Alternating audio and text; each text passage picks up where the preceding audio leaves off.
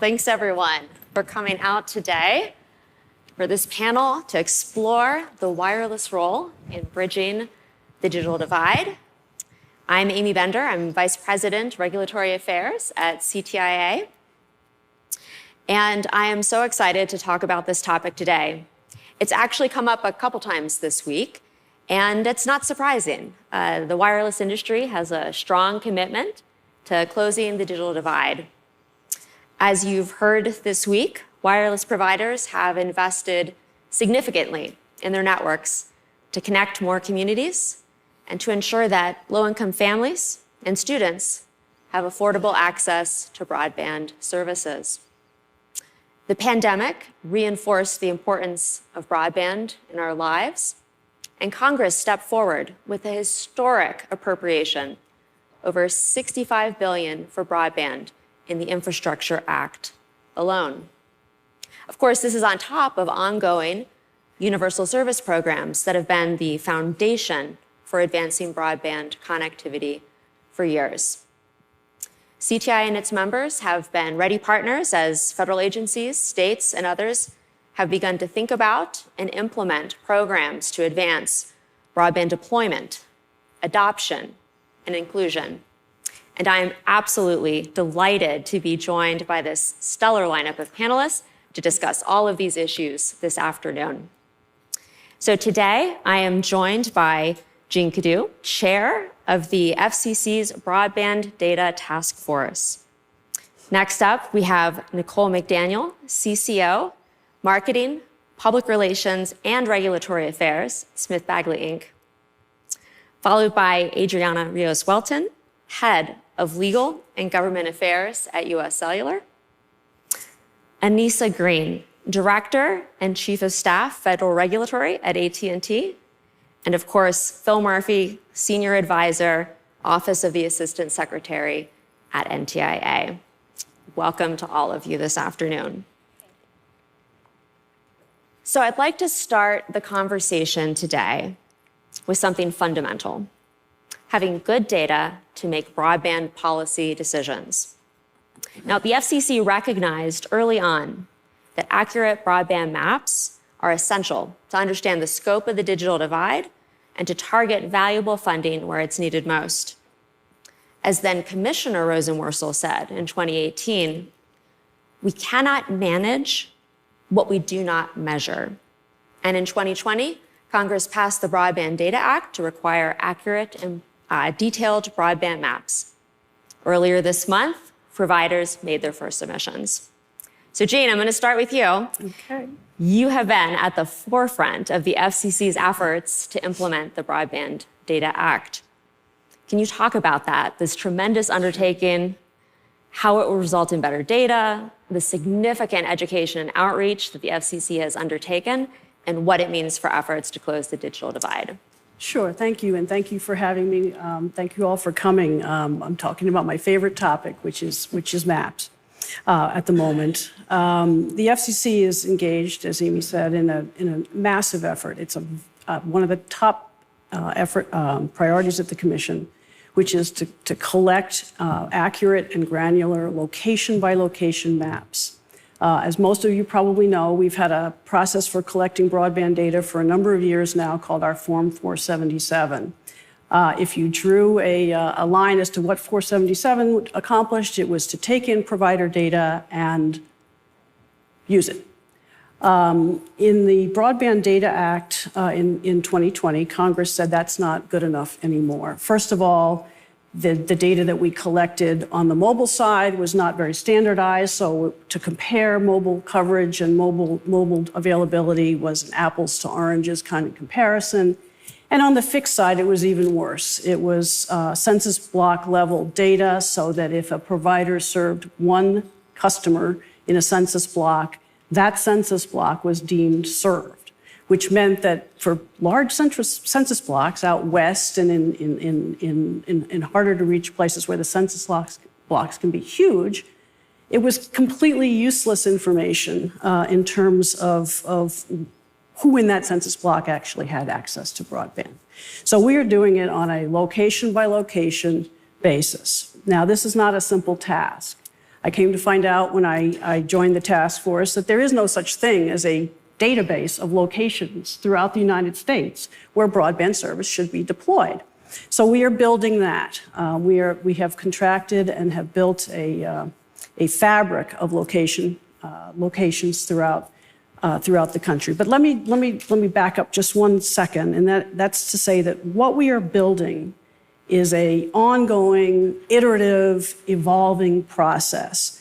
It's no longer collect it from the providers and then just use it. It's a trust but verify, evolving process. So we are taking in data from a number of different sources, looking at it, putting it out on maps, making it available for quality control processes, a challenge process for all of the data that we are collecting, the underlying fabric of locations, continually looking at that, improving it, correcting it, putting new locations that have been built on it. So this is very much an iterative, long-term, building something for the future project. We've had to stand up a hugely complex database to be able to do all of this. Not an easy thing when you're the federal government, but we have accomplished it. It is now functional, and we're finishing up some of the last parts of it.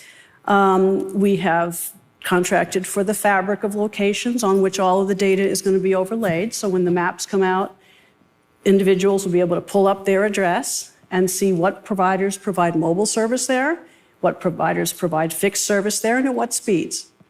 And so this is not a small mapping challenge. We have had rulemakings, we have lots of data specs, we've done an enormous amount of outreach to communities, provider communities and others, to educate them about this. We got it stood up. We were able to open the window on time on June 30th, and that's where the hard work for providers began. Providers had 60 days to get their data as of June 30th as to where they provided service and to get it into our data specs and get it filed. And that was a process that we appreciate all of the effort that companies around this room went to be able to get that data in on a timely basis. It was not easy, it was a massive effort, and we really appreciate all of the work. And we're looking at it now, and we're looking to kind of cure up any anomalies and other things, and we expect to be able to publish our first maps in mid-November. At the same time, we are opening up kind of the quality processes. And so we recently opened up a process whereby state and local governments in particular can look at our fabric data of locations and help us to improve it and file challenges to it. And they're in the process of doing that. We're also getting a lot of challenges to the fabric from providers who, when they filed their data, said, gee, these locations don't quite match up. Our addresses are a little different. We need to work on getting the fabric for the next collection. So that is open. And then once the maps come out, we'll have fabric challenges that individuals can file.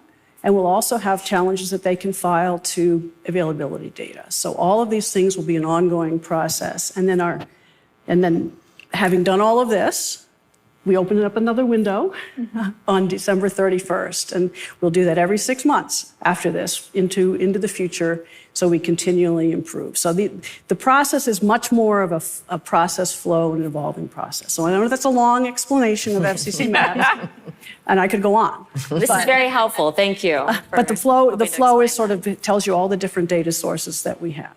Mm-hmm. I think it says you have the most enviable job of all of ours right now, right? Looking at your data. Yeah, exactly. Yes, it's very interesting. Yeah, I'm sure. Yeah. But well, and speaking of looking at provider data, this isn't the first time that wireless providers have participated in this type of process. And in fact, last year, the 4 largest wireless providers partnered with the FCC to publish a first-of-its-kind mobile coverage map. So Adriana, can you talk about that and how it was essentially a milestone, a beginning step in this process of Broadband Data Act implementation? Sure, happy to. I think it was a big milestone. It was the first time that we were able to coalesce around a group of standard parameters, right, that allowed us to put together maps that were starting to look, to your point, apples to apples, right? So that when I look at the UScellular map, I know I'm looking at the same thing that I'm looking at on the Verizon map, et cetera. And as an exercise, I think it gave us all an opportunity to prepare a little bit for the process this year, and also an opportunity to build a little bit of additional precision into the process that we've just gone to. So we were glad to have the chance to participate in that. As we look to the future, one of the things that to me will be very helpful from this exercise is having accurate maps on both the broadband and the mobility side.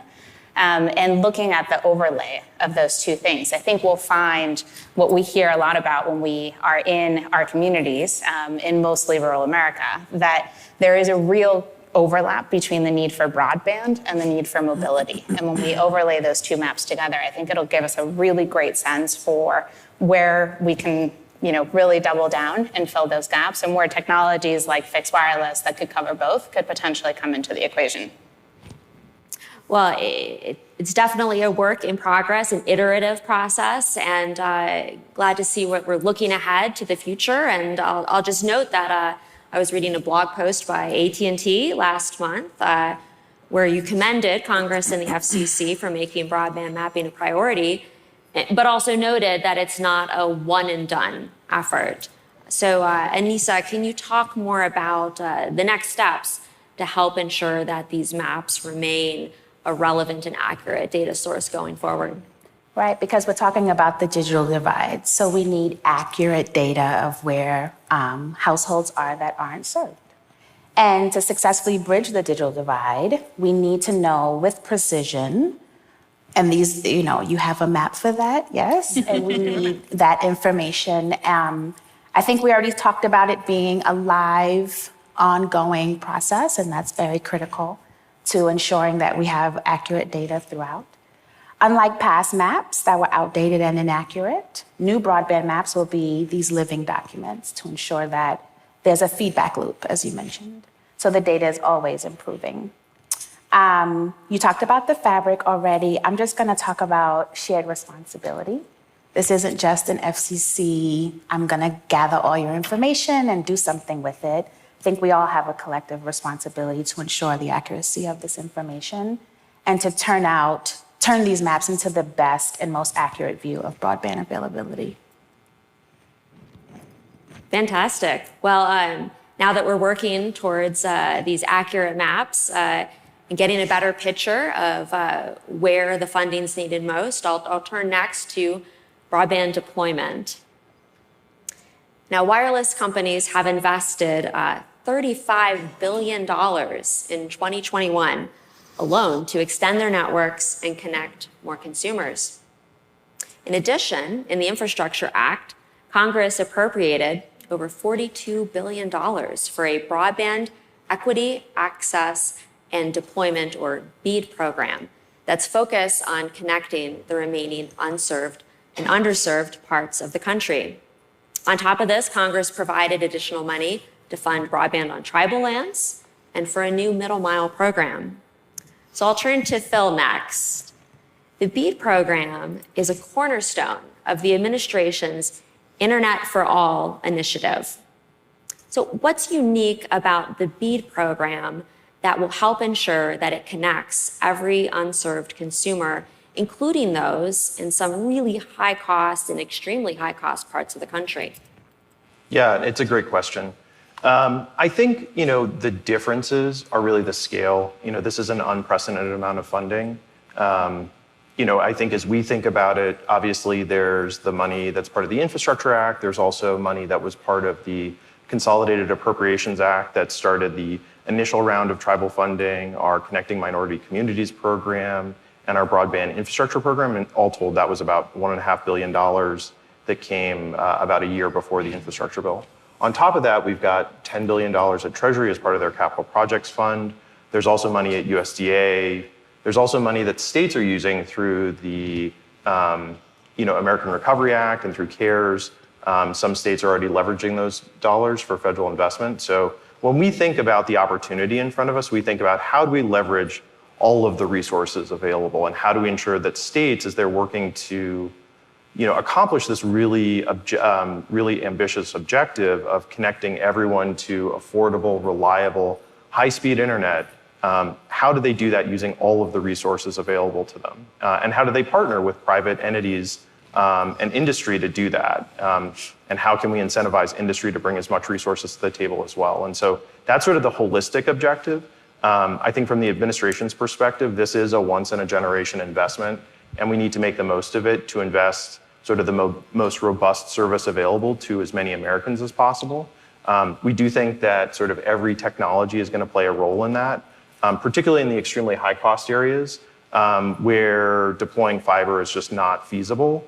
Although I will say I was up in Alaska with our Assistant Secretary, Alan Davidson, about a month ago, and we were visiting some communities that were giving tribal grants for connectivity. And these are communities that really have no connectivity, and honestly, they don't, I think young people move away, they don't want to raise families there because there's no access to things that, you need to have a job and support a family. And those communities were so excited to be able to get broadband access. And those communities are getting fiber access, which is really incredible to think about. These were some of the most remote communities in the country, and there was some very innovative work that was being done with laying fiber in rivers that had been pioneered in the Amazon, actually. But they're also leveraging fixed wireless to connect those areas.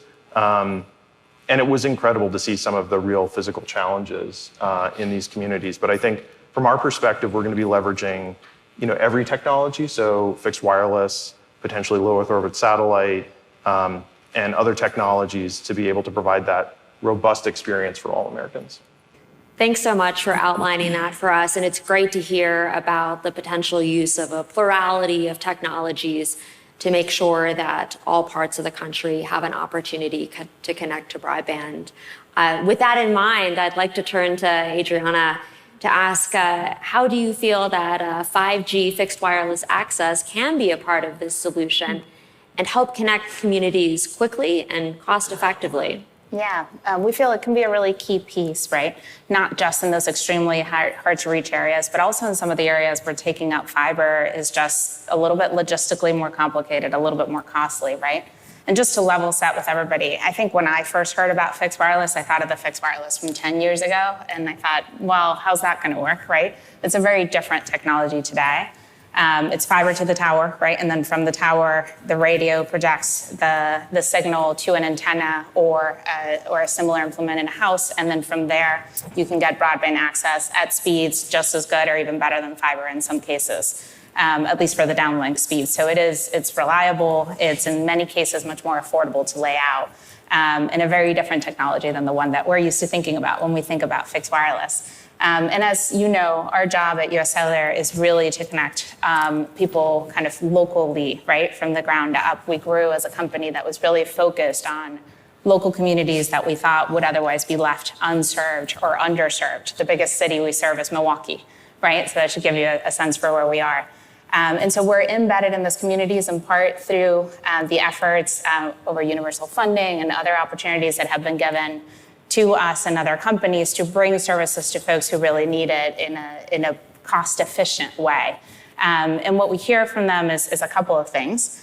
One is, of course, there's the remote areas where fiber can't reach, right? Then there's the areas where fiber just makes perfect sense, densely populated areas. And then there's the areas in the middle where we've got an opportunity to perhaps be more effective in how we're rolling out that last mile in particular. We're getting fiber to one tower that can then radiate to multiple homes might make a lot more sense than trying to get fiber out to every home. And the second opportunity is the one I alluded to earlier, where a lot of communities are talking to us about the gap that is overlapping between people who are unserved or underserved on broadband and also don't have mobility. And one of the great things about fixed wireless access as a technology is if I have to touch a tower, right, and put a radio on it, I'm going to load it up with all of the spectrum that I have so that that tower is now not just serving the broadband, but it's also serving mobility. And so you kind of get two for the price of one. And that's a role that we think is a really key one that fixed wireless can play and that can be a huge benefit for communities that are looking not just to make kind of the false choice, right, of either I'm connected at home or I'm connected on the road, but that are really looking to have a fulsome connectivity experience that we've all learned is key, right, to life more than ever. Thanks so much for that. It's exciting to hear how the technology has evolved over time and is so valuable in providing that connectivity on the go that everyone needs these days. So I'd like to pick it up with you, Nicole. You talked about serving Alaskan villages. Your company also reaches some of the most remote parts of the country, provides service on tribal lands, places that are extremely costly to serve. Can you talk about what it takes to connect Americans throughout the country? Sure. I think first we need to reset expectations a little bit. What's feasible in most of America is not really feasible on tribal lands. It can't be a one size fits all. And mobile broadband for us has been very powerful. Our customers have been able to utilize it, and it's a good tool for them.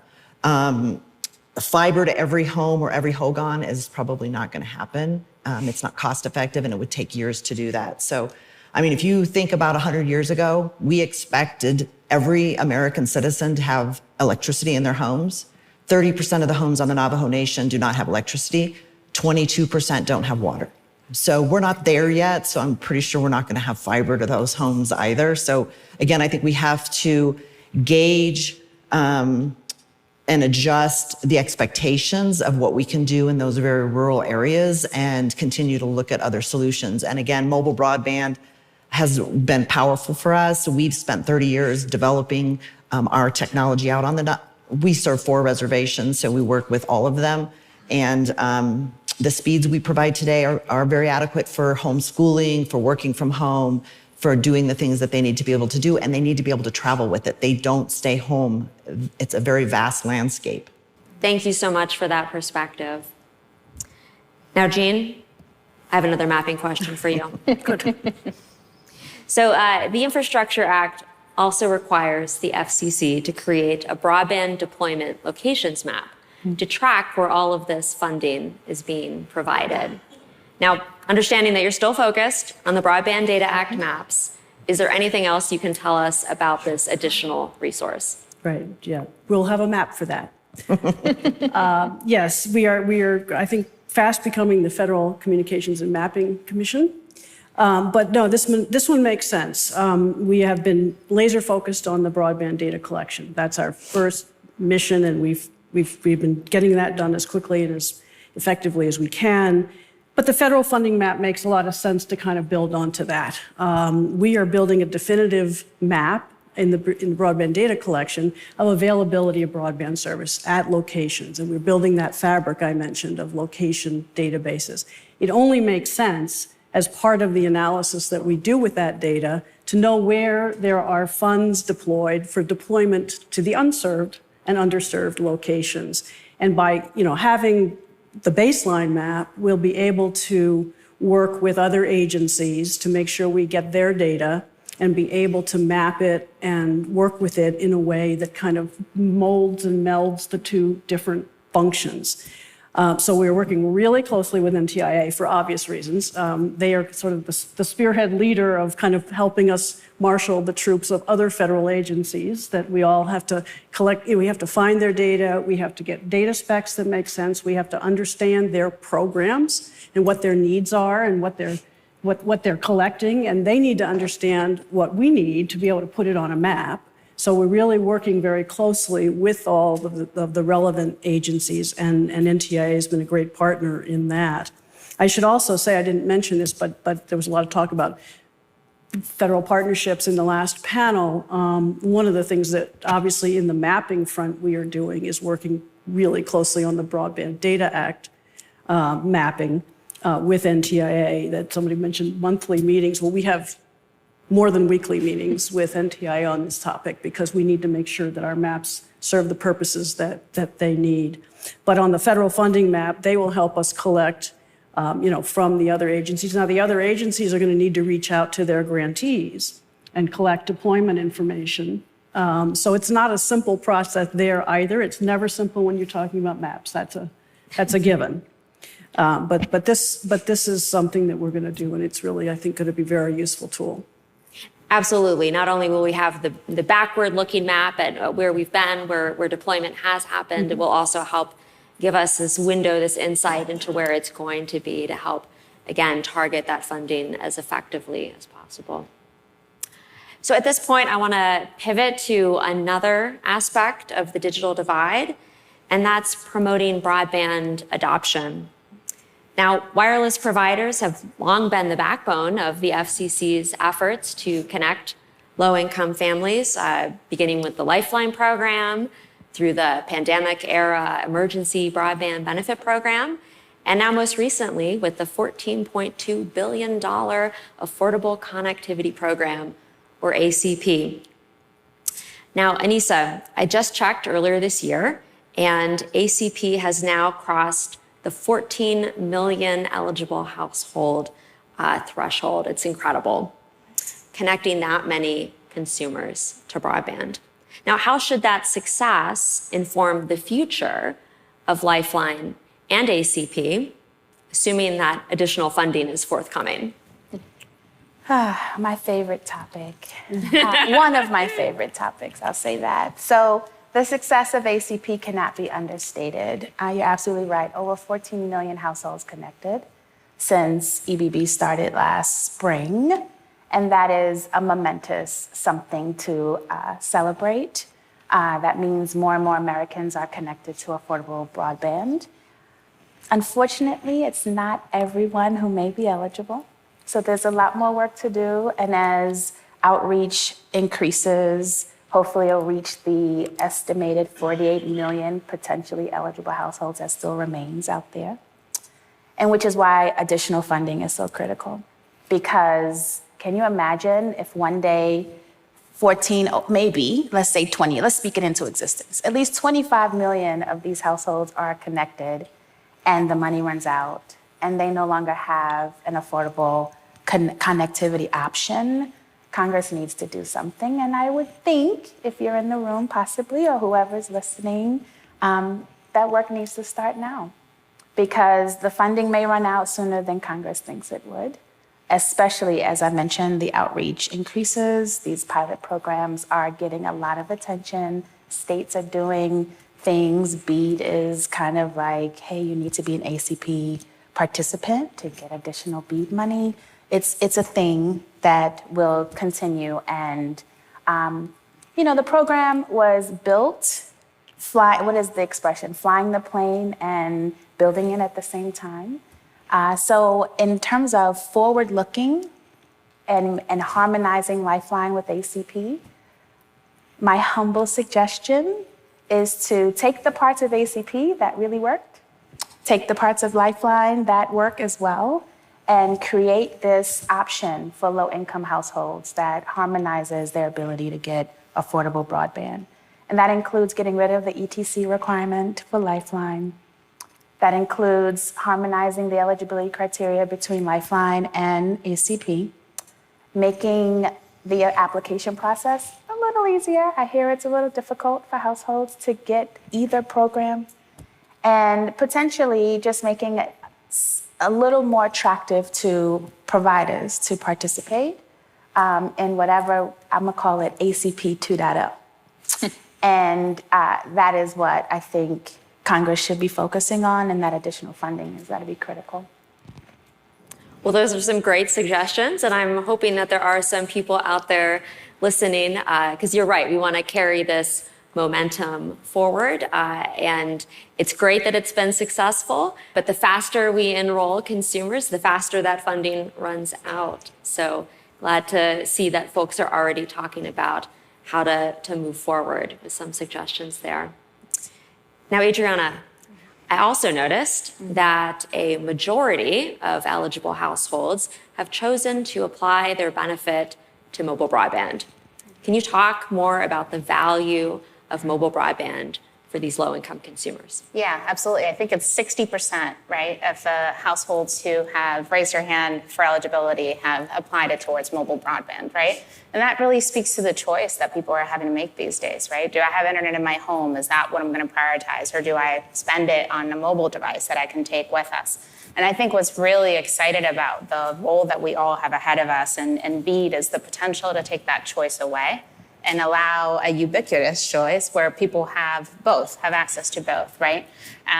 Through things like fixed wireless, I think we can get there more quickly than otherwise in the areas where that makes sense. And we've had, at the same time, have launched outside of the ACP program a high-speed internet product that uses our fixed wireless access technology, right? Albeit on 4G still, because we're still deploying mid-band just like everybody else. And the uptick on that has been almost double in 18 months. So that tells you, numbers are small still, but that tells you the appetite that's out there for this kind of technology. And I think our peers who deploy that would say that they're seeing similar numbers. And I'm hopeful that through all of this money that we're all investing, that will help to close that digital divide in a true way and give these families more optionality. One of the things that we hear when we speak to folks locally is, well, if I build my plan more efficiently, more effectively, I might have some BEAD money left over to put towards ACP, right? So that households that don't qualify today may qualify in the future. So that's an additional kind of, potentially great outcome of this as we all help states to think through their plans and how to do this most effectively. Some additional great ideas, food for thought as we think about ways to move forward and also how to bring some of these types of programs together. And picking up on that, Nicole, on CTIA's website, there are some really impactful videos that show the impact of these adoption programs on some of the consumers that you serve. Can you talk about how we can combine these broadband deployment and adoption programs in a complementary way to help get people connected? Sure. Yeah, those videos were really meaningful to me. I got to travel with the team to make those videos, and I think that they were a little overwhelmed with the landscape, with what was really going on out there. And when the pandemic hit, our people were hit hard and fast. They were put on lockdown. They were expected to go home and work and do homeschooling, and many of them did not have access to internet. Through the EBB program and the ACP program, we were able to give over 10,000 Wi-Fi devices to the schools to deploy to their teachers and to their students. And we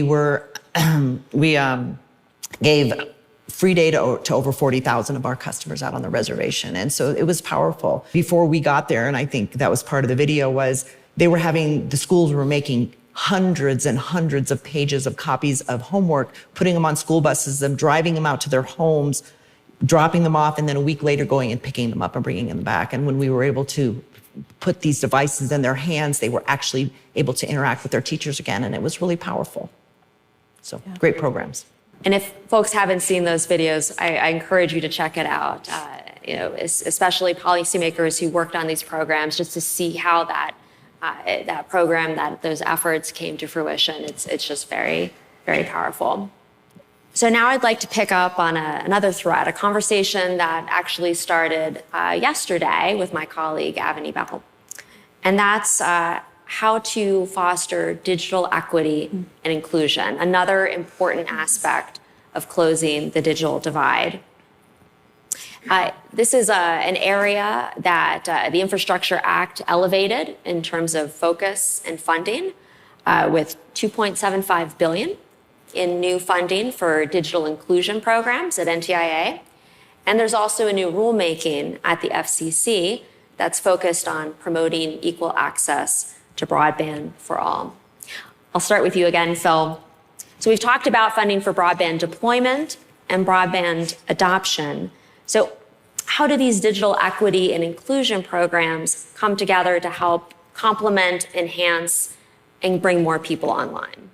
Yeah, so our Assistant Secretary talks about this as sort of the beating heart of the program, because even if you have access to broadband and even if it's affordable, and these programs like EBB and ACP can help bridge that gap, there's still folks that don't know how to meaningfully use that access. And so these programs are designed to look at the populations that are left behind. So the statute lays out sort of a list of a wide variety of different sectors of the population that have trouble accessing and using internet, and sort of directs us to specifically target resources at getting those folks online, but training them to giving them those skills, giving them workforce training so that they can actually leverage this technology, potentially using devices, and really that sort of connectivity that's needed to get these folks online and get them to meaningfully use the internet. And so the program's broken into two parts. One is a state program. Right now, we're currently awarding states planning grants to develop their state digital equity program.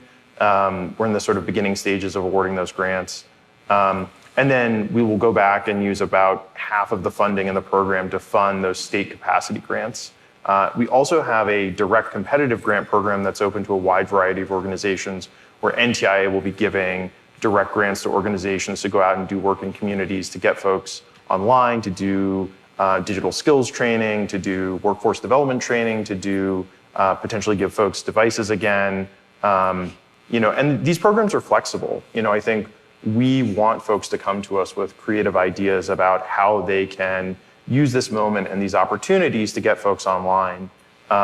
Because it's not just about access, it's not just about affordability, but it's ultimately about meaningful use and being able to leverage this technology in a way that can help folks change their lives. And I think, as we go out into communities and talk to people about the opportunity that Internet for All plays, we think it's absolutely critical that, we go in and talk to folks that have been left behind. We are in tribal communities, we're in rural communities that, don't have access to water, that don't have access to energy, that don't have access to a lot of the things that we take for granted. And I think what we want to do is make sure that those communities know that they're seen, that know that, the administration is trying to connect them, and that we are making this real historic effort to do everything we can to give them access to not just connectivity, but really world-class connectivity so that they can fully and meaningfully participate in the digital economy. And I think our secretary at our Spectrum Symposium last week was talking about how one of the core functions of the Department of Commerce is to increase American connectivity, competitive competition. And the way that we see this program working and these sort of programs collectively working is that they give Americans everywhere, an opportunity to compete globally. And I think that's our objective, and that's sort of how we see these programs working and really correcting, I think, a lot of the historic inequities that I think some of these communities have faced. Thanks so much for that, Phil. It sounds like this is a new effort to bring more intentionality to how we're approaching the digital divide, taking a look at the root causes and really begin to address them, particularly with respect to historically underserved communities. And speaking of that, so Nicole, do you have anything to add? You've talked about some of this already. Are there special considerations we should be thinking of when we're thinking about digital inclusion for groups such as tribal communities? Well, I think we have to be intentional, to your point, intentional strategies and investments to eliminate barriers of accessing technology for those that are, and we have a lot of our customers are not even underserved, they're unserved. And so we have to continue, these programs that are, that the FCC and NTIA are pushing out. Those are imperative for us because it's not cost effective for us as a company to go out and build in those areas, but those people deserve it. And so we have to continue to be intentional in that. Thank you so much for that. So Anisa, again, trying to pull some of these threads together, adoption, deployment, inclusion. Congress set forth a comprehensive plan for closing the digital divide, and unfortunately, it called out each of these as important aspects in this effort. As you're looking ahead, what recommendations do you have for policymakers, stakeholders, others involved in this effort to pull this together to help fulfill Congress's plan? Yeah, it's not easy, right? These are complex issues. There's so many divots and nuances to every approach to adoption and accessibility and affordability. Can't just throw it in a act and say, go do. It's not that easy. And so recommendations run the full gamut, and the recommendations I might propose today may not even be applicable in 6 months as we continue to look at these issues as they evolve. So I think policymakers need to talk about and find value in the public-private partnerships. It's extremely key Everyone plays a role, as I mentioned earlier when we were talking about maps and shared responsibility. Everyone plays a role in ISPs, policymakers, states and localities, the federal government, state, local governments. Building and deploying and maintaining networks is a huge undertaking, and it requires significant expertise in planning and funding, and private providers can alleviate that burden. The knowledge and expertise brought to the table by the private sector can not only ensure that the best and most reliable networks are built, it can save valuable taxpayer dollars that can be used to address other community needs. So you talked about this three-prong approach. AT&T likes to talk about it a little differently. We talk about accessibility deployment, and that's where those maps are and where network providers go, where places are not getting connectivity. We talk about affordability, and the BEAD and ACP attempts to address that. Lifeline, we're going to talk about it another time. And then we talk about adoption. And adoption is interesting because you want to talk about digital empowerment. There's so many communities that parents don't even know how to help their children get through, navigate a safe internet experience. And you need some education for those parents and those grandparents and the caretakers for our next generation. And you also talk about telehealth. And this is extremely pivotal too, especially when I think one of you mentioned when we were told to go home 2.5 years ago. What do you do? What do you do without connectivity? How do I trust this connection? I'm usually in a space where it's a little more intimate, and now I'm going to go over an internet. What does that even mean? And for certain of these communities, they don't even think about, they're usually unbanked. They don't think about what it really means to get an affordable broadband service, what it means to apply for it, which is why it's a little difficult to think through. So all of these complex issues address equity and inclusion because we have some work to do. We have some thinking to do. We got to pull ourselves out of what we're used to and be a little more creative of how to reach these communities and ensure that they have the tools they need to be successful. Plenty of work there and many conversations to come about how we can all pull this together and also leverage the good work that your companies have already done on all of these fronts to help get more Americans connected. Now, Jean, earlier you talked a bit about broadband coordination, and that's always a question that comes up when we're talking about all of these programs. And in fact, the FCC, NTIA, and USDA entered into an agreement to help coordinate broadband funding and in part to take a look at standardized broadband coverage to help make funding decisions. It always comes back to those maps, right? Is there anything else that you'd like to add in terms of coordination? Yeah, thanks. Yeah, there is actually. As I said before, there's very close coordination on the mapping front and what's needed on the maps and how are the maps going to get done and what are they going to show. But there's another kind of coordination that's going on that's also a little unique to this program, and that is sort of the outreach coordination. I think we share throughout the agencies, but in particular NTIA and FCC, the goal of getting these maps right, getting the information in and verified and continually improved. And what that takes is a lot of outreach to all of the different stakeholder groups, because as you saw my chart, we're getting information from a lot of people. The process that we had with providers was an intense outreach process. We leveraged ourselves quite a bit with NTIA in terms of kind of a unified approach to providers, the encouragement to get the data in, get it right. And they were, it was a very, very helpful kind of process to kind of work with providers. We did the same thing with state and local governments and tribal entities. NTIA has a really good infrastructure already in their state broadband leaders group. They meet regularly, so we have leveraged ourselves with that and are working with them to use that as one of the many channels of communication that were opened up to be able to help educate the states, local governments, and in particular tribal governments to really participate so that we can get information. And it's not easy. These are not organizations that are used to doing any of this, and it's kind of like talking Greek in some ways in terms of how to do it. And so it's important that we message it right and we get it out and we work with them. We have set up technical assistance, help desks for hard to reach communities. So we're doing all that. So it's kind of a different coordination role that we're engaged in, but it's important. And then, the last frontier will be consumers. Once the maps go out, we've got to get consumer groups advocated. We've started that process to have them help us sort of outreach. We're working with the states to help outreach to community organizations, libraries, other people in the states. So this is all a really active part of what we are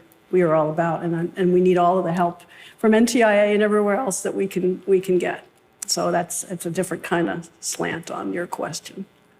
Happy to hear it, though. I'm glad to hear that there's already these processes, this coordination, these conversations in place. And indeed, NTIA has long played a role in helping to coordinate federal broadband programs and also outreach to the states. So how do you think, Phil, that the work through the BEAD and other programs with the states will help further inform and enhance this coordination? Yeah, well, first of all, I just want to say, I think Jean is 100% right that this really starts with a very close relationship between our two agencies. I think NTIA called every single broadband provider in the country, over 3,000 different providers, urging them to submit their data in a timely way. I think I called every telecom association to make sure to urge them to talk to their members.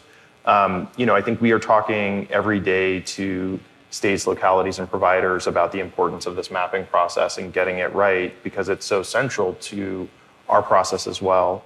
I think from our perspective, there's a lot of different broadband programs that are going on right now. And so as we're thinking about BEAD on the horizon, we are also awarding grants for our tribal program. The Middle Mile program is closing right now.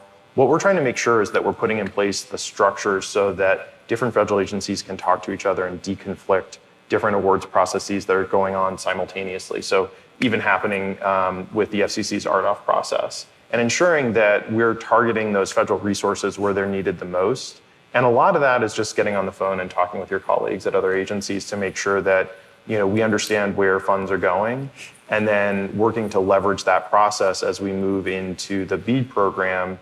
And states are going to get their allocations, and then states are going to have to go through as part of their plans and figure out, okay, where are all the places where broadband is going to be deployed? Because the FCC maps are about where broadband is now or at the point of when the data is collected. Mm-hmm. And I think there's a two-step process that's going to occur where we're going to do an allocation to the states based on the FCC maps, and then the states are going to put together their own maps that determine where services will be deployed. And so if you think about it, there's sort of a two-step process where you have, the FCC maps, which are the outline of the coloring book, and then the actual where broadband's available is the areas that you're coloring in. And so the states are going to go through that process, and then they'll be awarding subgrants in locations that not only don't have service, but there isn't an enforceable commitment for service to be deployed through one of the federal programs that's going on right now, or through potentially other state programs or other private commitments. And so, we're working with them to get them up to speed and ready to take that challenge on. But, we are working really hard to build capacity in the states and partnering with them on trainings and through the State Broadband Leaders Network. So we're excited about this work. And I think there's a lot of excitement and interest and capacity in the states to take on this challenge. Thanks for that. And I love this idea of this coloring book and this image that we're all trying to fill in, which is, digital equity and inclusion, making sure everyone's connected and everyone's got their own crayons. It might be the FCC with its funding, NTIA, the states have their crayons, but hopefully at the end of the day, we're going to fill in that picture and every last corner will have a color, whatever that is. So thank you for that. And I know we're short on time, but just wanted to give everyone an opportunity, if you have any brief final thoughts to close out this incredible discussion. We'll just go down the line. Thank you. I just want to say, we are so laser focused on getting this done. We view this, the staff at the FCC has been enormously, they work so hard to get this program kind of stood up and processed. It is a massive undertaking, and we have expertise that is just phenomenal at the commission. And I think the feedback I have heard is that they have been incredibly responsive to folks who have had questions and concerns and how to do things, and things weren't quite what they understood. And I encourage anyone who has those kinds of questions to reach out to our help center, because they're there to help, and they really are invested in getting this done. So do reach out to them with your questions. We have enormous kind of website information and every kind of webinar you want, and workshop. So we are anxious to work in partnership with all of the stakeholders to make sure we get this done and get it done right. Thank you. Just that, as technology evolves, we need to remember that we need to include those that are really on the outskirts, that are unserved, underserved, to bridge that digital divide in an effective way for them. Absolutely. And we're looking forward to being part of that solution, right? And amplifying the work that we're doing today. Today, we work with some tribal communities. We work, with a cranberry cowboy, right, in Middle America to try to make sure that their podcast works. We're in these communities feeling every day the need for additional connectivity and the need to bridge that gap, and in whatever way that takes shape across our footprint. And so we're excited to continue the work, excited to partner with NTIA and the FCC as we think about how to amplify BEAD dollars and make sure fixed wireless is a legitimate part of the solution to bring folks coverage in a cost-efficient way and add mobile on top of it. So excited about what's to come. I have to do an AT&T plug. I didn't plug the whole conversation. So yes, we are excited. We committed $2 billion to our part in closing the digital divide about a year and a half ago. And we continue to take that seriously. And we are laser focused on connecting the people that we serve. And then, of course, everyone plays a role. There is a role for you to play as well. And I would be remiss if I didn't mention that, again, your responsibility is here and is an opportunity to close the digital divide. I would just say we're really excited to take on this historic task and this historic opportunity.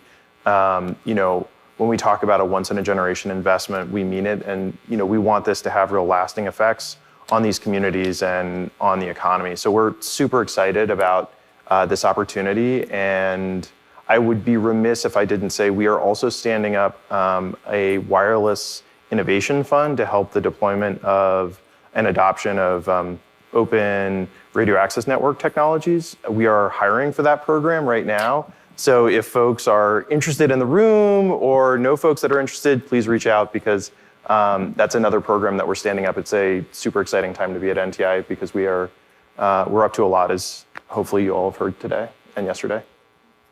Well, thanks to all of you for this fantastic discussion, and I hope everyone will join me in just applauding the work that they're doing, and thank you for your time.